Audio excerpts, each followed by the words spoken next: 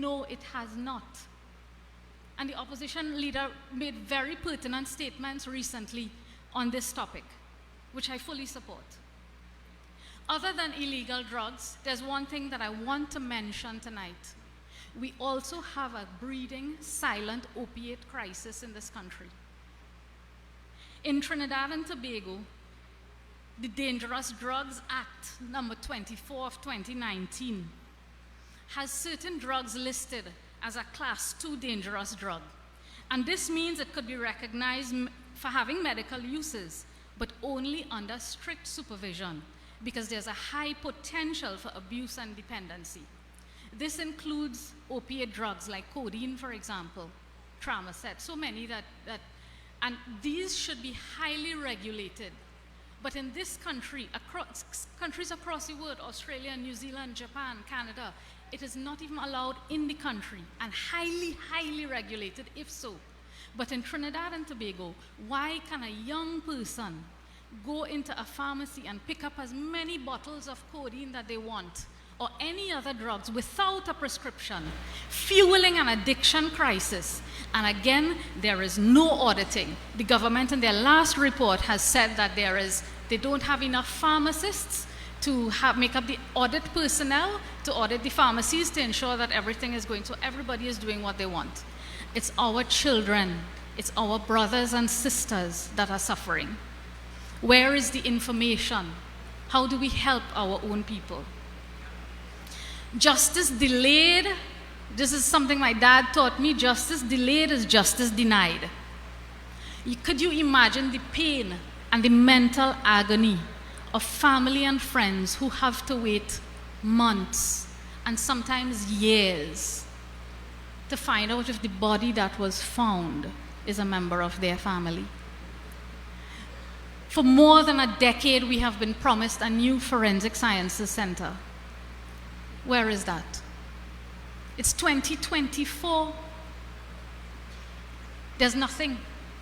And we can't blame the officers working there, you know. They are working tirelessly. They are stressed, they are tired, they are depressed, they have thousands of backlog cases, but no resources. Where is the priority? How can we tackle a problematic crime rate, a failing justice system, without addressing things as basic as forensics in this country? The nervous system of this nation, when I work with clients, one of the things that I often do when it is required is nervous system education, to understand the difference between an overactivated nervous system, how to bring regulation into that.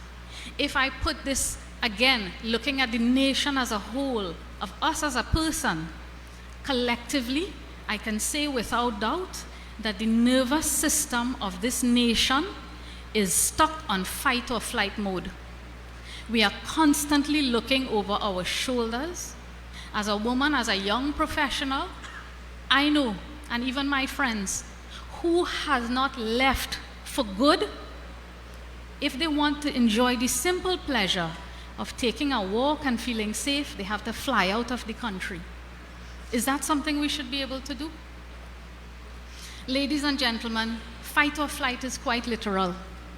Those who remain, we're fighting for our lives, and those who have the resources, the brain drain is exponential. For how long will we as a people accept this? In my mind, and this is with no legal background or legal jargon, I find the amount of stress and crime that we have to tolerate in this country almost amounts to a human rights violation.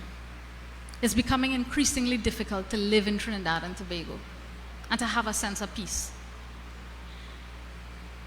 We now have a nation of beautiful citizens walking around highly stressed, frustrated, scared.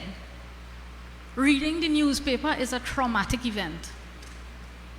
And they feel helpless. Very important, that sense of helplessness about their power to do anything. Town hall meetings like this, I ask you, shouldn't this be, if